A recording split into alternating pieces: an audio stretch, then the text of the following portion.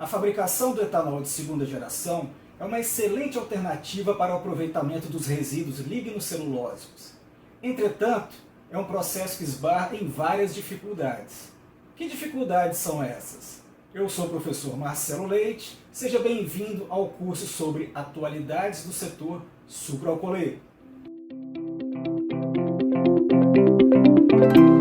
Após a obtenção da biomassa vegetal, o processo de fabricação do etanol de segunda geração consiste de 4 etapas básicas: o pré-tratamento da biomassa, a hidrólise desta mesma biomassa, a fermentação do produto resultante da hidrólise e a destilação do produto que resulta da fermentação.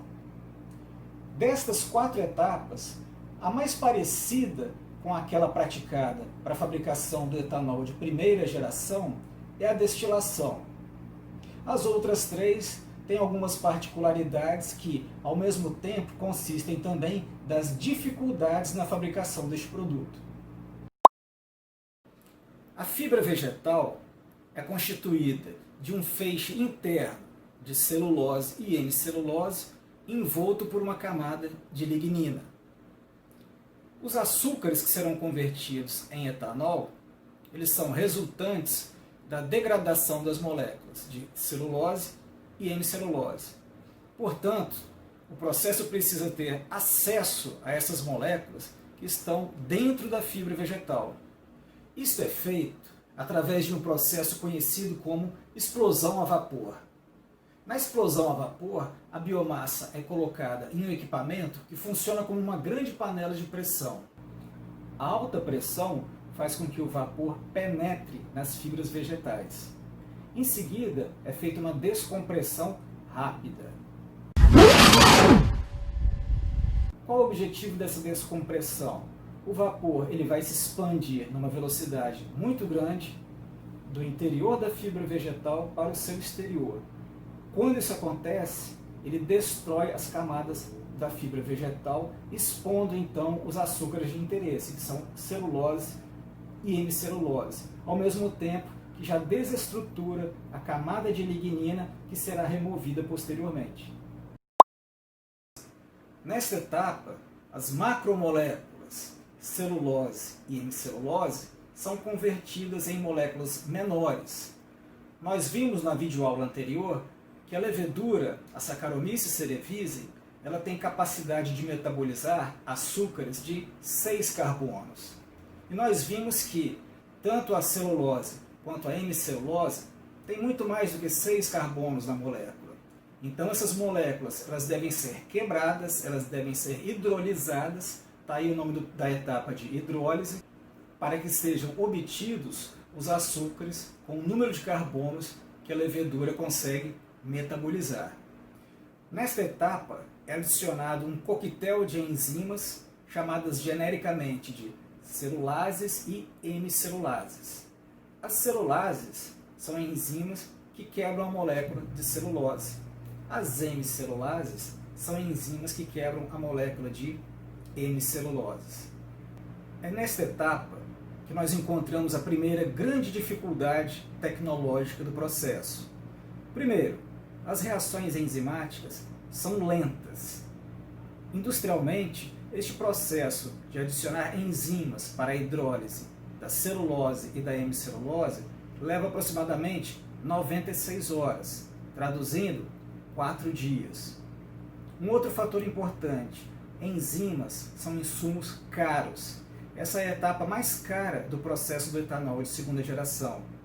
Uma alternativa é a indústria produzir as suas próprias enzimas que serão utilizadas no processo, o que não é uma coisa fácil.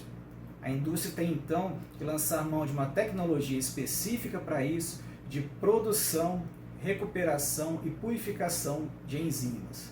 O que se faz hoje é comprar essa enzima fornecida por terceiros, enquanto isso se vai pesquisando uma maneira mais barata de se obter essas enzimas. O resultado dessa hidrólise consiste de uma fase sólida que se precipita, constituída de lignina hidrolisada mais celulose hidrolisada, e também uma fase líquida que consiste basicamente de hemicelulose hidrolisada. Vocês verão em seguida uma imagem obtida de uma planta em escala piloto dessa massa resultante da hidrólise. E na fermentação nós temos a segunda grande dificuldade do processo do etanol de segunda geração. A hidrólise da celulose resulta principalmente na glicose, que são açúcares com 6 carbonos na molécula. E nós vimos que a Saccharomyces cerevisiae consegue metabolizar esse tipo de açúcar. A hidrólise da hemicelulose consiste, além de algumas moléculas de açúcar com 6 carbonos, nós temos também moléculas de açúcar com 5 carbonos, que são a xilose e a arabinose. Tendo 5 carbonos na molécula, a Saccharomyces cerevisiae não é capaz de metabolizar essas substâncias. Como é feita, então, essa fermentação? A tecnologia Proesa utiliza uma levedura geneticamente modificada, fornecida pela empresa holandesa DSM. Esta levedura ela consegue metabolizar tanto as moléculas de açúcar com 6 carbonos, quanto as moléculas de açúcar com 5 carbonos. Então, o produto resultante da hidrólise ele é colocado em um único reator, é feita uma diluição adequada e é feita a inoculação das leveduras. A última etapa do processo é a destilação. É a etapa que mais se parece com a produção do etanol de primeira geração. Na destilação, nós separamos o etanol como produto de topo e a vinhaça como produto de fundo contém a lignina. Essa lignina ela é separada e utilizada como combustível na caldeira.